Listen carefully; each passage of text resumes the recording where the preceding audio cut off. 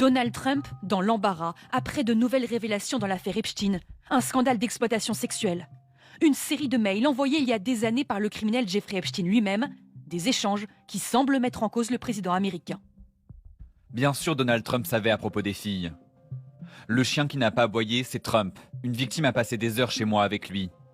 Je suis celui qui peut faire tomber Trump. Ces mails viennent d'être diffusés par les députés démocrates. Selon la Maison-Blanche, ils ont été divulgués de façon sélective pour fabriquer un récit mensonger. Donald Trump martèle. Les démocrates utilisent la supercherie de Jeffrey Epstein pour essayer de détourner l'attention de leurs échecs successifs. L'affaire Epstein, un trafic pédocriminel tentaculaire à la portée internationale. Le prince Andrew, par exemple, a perdu son titre suite à des accusations d'agression. D'autres grands noms sont cités, mais seul Jeffrey Epstein et son ex-compagne ont été arrêtés et condamnés. Mais en 2019, Epstein est mort en prison, officiellement d'un suicide, juste avant un grand procès. Depuis, les spéculations vont bon train et passionnent le camp républicain. Pendant la campagne, Donald Trump promet que tous les dossiers de l'affaire seront rendus publics, notamment la liste des clients de Epstein.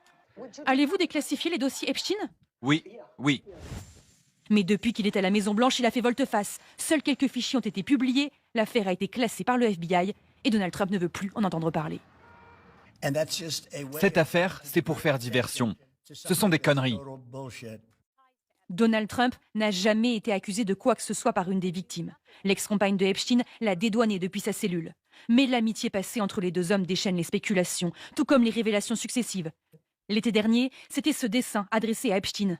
Une silhouette de femme signée Donald Trump, mais le président nie toujours en être l'auteur. Le Congrès a créé une commission d'enquête. Les élus démocrates en ont fait leur cheval de bataille, jusqu'à accuser le directeur du FBI de dissimulation. Je pense que ce qu'il se passe, monsieur le directeur Patel, c'est que soudain vous avez découvert que le nom de Trump était partout sur ces fichiers.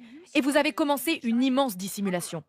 À la demande d'élus démocrates, mais aussi républicains, il y aura un vote au Congrès dans les prochains jours pour exiger que le ministère de la Justice dévoile l'intégralité des dossiers de cette affaire. Le feuilleton est donc loin d'être terminé.